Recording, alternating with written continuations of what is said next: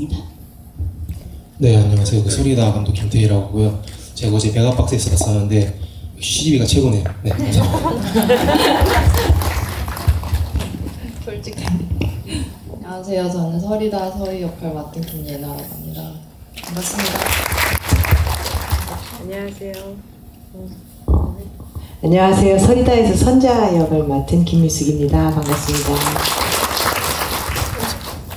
안녕하세요. 디데이 프라이데이 감독 이이다입니다. 반갑습니다. 안녕하세요. 재밌게 보셨나요? 디데이 프라이데이 은주 유은미입니다. 네, 그지 좀 듣고 싶습니다. 김태희 감독님. 아, 네. 저는 일단은 제가 저런 경험이 있어서 이제 제가 시골에서 태어나고 자랐는데 집에 단수가 돼서 이제 이웃집에 물을 빌리러 가는 약간 그런 상황을 경험해 본 적이 있어서 이걸 이야기로 한번 어머니에 관한 이야기를 만들어 좋겠다라는 생각이 들어서 처음 구상을 하게 됐고요. 그리고 좀 약간 이미지적이고 좀 소리 사운드적인 영화를 한번 만들어 보고 싶어서 네, 이렇게 연출하게 되었습니다. 저는 제가 뭐 5.18을 직접 겪은 세대는 아니지만 어쨌든 제 세대에서도 시대적인 아픔이나 부조리 같은 것들이 있었고 저는 그때 항상 좀 무심하고 좀 목소리를 내는 것에 좀 소극적인 편이었던 것 같은데 그런 거에 대한 죄책감을 좀 영화적으로 언젠가는 좀 털어놓고 싶었다라는 생각이 있었고요. 그랬을 때 이제 80년대 광주가 우리나라 사람이라면 모두 보편적으로 공감할 수 있는 시대라는 생각이 들어서 이런 이야기를 쓰게 되었고 그리고 이제 좀 신경 썼던 부분은 영화가 먼저 울지 않았으면 좋겠다라는 은주라는 이 캐릭터가 저랑 좀 닮은 부분이 많았어가지고 제가 모르는 걸 아는 척을 한다든지 혹은 먼저 막 슬픔을 막 이렇게 유발하려고 하는 이런 것들이 제가 만드는 영화에 있어서는 좀 진짜가 아니라는 생각을 했었어서 좀 그래도 균형 잡히게 이렇게 좀 연출해야겠다 이런 생각을 가졌던 것 같습니다. 네, 감사합니다. 그럼 배우님들께도 질문을 하나씩 먼저 하겠습니다. 작품을 이제 시노비나 아니면 시나리오를 받으셨을 때일 텐데요. 그래서 이 배역을 내가 꼭 해야겠다 또는 뭐 왜 해야겠다 이런 이유들이 있었을 것 같아요. 왜 이 감독님들과 또 이 작품을 하시게 됐는지 이야기해 주시기 바라겠습니다.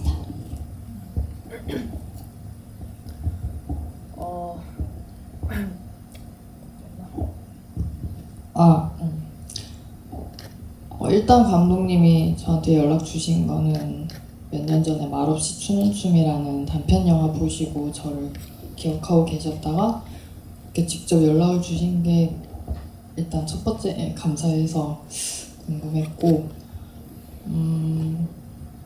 그리고 하게 된 거는 시나리오 봤을 때 작품 보시면 아시겠지만 서리가 어떤 불안과 어떤 상황에 처해 있는데 제 얼굴만 계속 이렇게 따라가고 보여주는 게 아니라 그 주변 어떤 환경이나 어떤 온도 저와 다른 어떤 그런 어떻게 연출을 하실까 되게 궁금했어요. 그래서 하게 됐습니다. 네, 저 같은 경우도 감독님하고 그 전작을 같이 작업을 했었고요. 그리고 처음 만났던 게 동대에 입구역에 있는 어떤 카페에서 이렇게 폭탄머리를 하고 나오셔가지고 너무 조곤조곤 하면서 자신의 영화에 대해서 어떻게 하고 싶다 해서 말씀을 하시는데 그 자체가 굉장히 매력적이었어요. 그래서 어떤 시나리오를 읽고 이 시나리오가 어떻고 나한테 이 배역이 어떻고 이런 걸 생각하기 전에 저 감독이랑 하면 참 신기하겠다. 재밌겠다. 뭐 이런 생각이 더 많았던 것 같아요. 그래서 두 번째도 제이가 왔을 때 시나리오 안 보고도 하겠다고 얘기를 했었고 하면서도 굉장히 좋았어요. 뭔가 내 결핍이 있는 사람이 어떤 비슷한 사람을 만났을 때 내가 있더라도 태워줄 수 있는 어떤 게 있구나 라는 그런 생각을 하면서 작업을 해서 굉장히 아주 즐겁고 보람된 작업이었던 것 같습니다. 하긴 아주 잘했어요, 감독님. 굉장히 신뢰받는 감독님이셨네요. 네, 그리고 유은미 배우님은 네, 저는 일단 감독님께서 은주를 되게 열심히 찾으셨다고 들었어요. 그리고 시나리오를 받았을 때 저는 독립 단편도 처음이거든요. 그래서 좀 특별한 경험이 되겠다 싶어서 하게 됐고요. 그리고 그때 일이 조금 하고 싶은 마음이 좀 컸을 때라 그래서 같이 하게 됐습니다. 뭔가 영화에 딱 맞는 그런 캐스팅이 아니셨나라는 생각이 듭니다. 네. 그러면 질문 받겠습니다. 생각해본 적이 없기는 한데 아마 은주라면 제사에 갔지 않았을까라는 생각을 하고요. 그리고 마지막에 지태가 메달을 주잖아요. 이게 나름대로의 엄청난 어택이었을 거라는 생각이 좀 들어서 은주한테는 꼭 다음 경기는 보러 가지 않았을까. 네, 그런 생각을 합니다. 네. 펜팔 친구로서 계속 연락을 하고 지냈던 아무것도 모르는 아저씨 그런 생각을 했었고 그런 대부분 자기 마음의 속마음 깊은 곳에 있는 얘기를 할 때 나를 아는 사람보다 나에 대해서 아무것도 모르는 사람들에게 자기의 감정이나 이런 것들을 솔직하게 터놓을 수 있기 때문에 그런 인물을 통해서 좀 은주를 보여주려고 했었던 것 같습니다. 네. 네. 또 아까 네 여기 앞에. 일단 첫 번째 질문은 네, 생각하신 대로 이제 설이다라는 말 자체가 이제 어떤 거를 추울 때 이제 뭐가 설이다 뭐 아니면은 뭐 그런 말씀하신 그런 양면성을 두고 이제 생각한 게 맞고요. 그리고 네. 그거는 이제 그것도 약간 제 이제 개인적인 입을 빌리러 갔다는 게 제 개인적인 경험이라 했잖아요. 그건 약간 비슷한데 이제 약간 그때 이제 기러기 부부셨어요. 그래가지고 이제 저희 어머니가 저를 이제 그 지금 나이 그 영화에 비춰진 나이 때 혼자 키우시고 계셨는데 어떤 그때의 경험이 바탕이 되다 보니까 그리고 어떻게 약간 서리의 결핍이 약간 처음에는 약간 이렇게 좀 평면적으로 보이다가 이제 그것이 이제 좀 더 입체적으로 변하면서 그리고 선주와의 관계로 이렇게 풀리게 되는 걸 좀 보여주고 싶었어가지고 그렇게 조금 단면적으로 좀 표현한 감이 없지 않아 있었던 것 같습니다. 답변되셨나요? 네. 또 손 들어. 은주에게 이모부는 사실 영화에서도 나오는데 얼굴도 잘 모를 정도로 평소에 왕래가 없었던 사이인데 어쨌든 계속해서 가족들이나 뭐 동네의 분위기는 애도를 어떻게 보면 조금 이 은주한테는 은주가 되게 철없는 마음일 수도 있지만 강요하는 듯한 이런 거를 받는다 뭐 약간 이런 느낌이 되었을 것 같아요. 근데 이제 마지막에 가서는 끝까지 은주가 이해할 거라고 저는 생각하지는 않았어요. 왜냐하면 실제로 내가 정말 겪지 않은 일이기 때문에.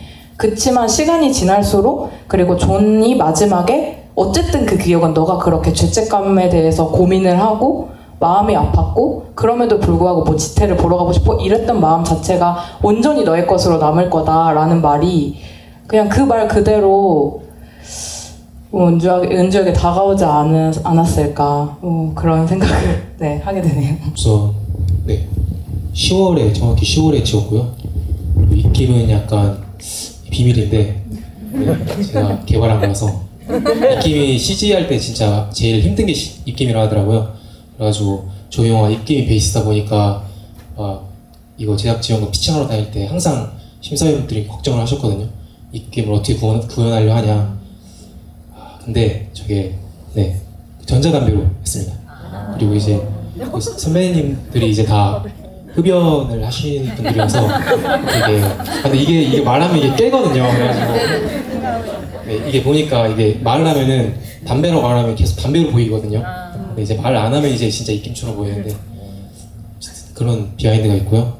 그리고 캐스팅은 이제 아까 이제 배우님 이렇게 설명해 주셨듯이 일단은 김예나 배우님 같은 경우는 제가 이제 아주 오래전부터 영화 시작할 때부터 이제 말없이 주는 춤이라는 이제 김유나 감독님 단편이 있는데 그거 보고서 언제 꼭 한번 작업을 해보고 싶다고 생각을 했었고, 그리고 이 작품을 구상하에 가면서 예나 배우님의 얼굴과 그리고 어떤 그런 분위기가 너무 잘 맞닿아 있다고 생각을 해서, 그리고 극중 캐릭터의 어떤 그런 느낌들이 조금 이렇게 까칠하고 뭔가 도시에서 온 약간 시골이랑은 조금 거리가 멀어 보이는 약간 그런 느낌의 이미지를 찾고 있었어가지고, 근데 이제 마침 또 이제 예나 배우님께서 이렇게 딱 맞으셔서 이렇게 캐스팅하게 되었고요. 그리고 이제 그 선주 역의 이제 김민숙 선배님 같은 경우에는 제가 전작을 이제 함께 했었어요. 그것도 시골 배경이었는데, 이제 그때 이제는 조금 비중이 그렇게 많지는 않은데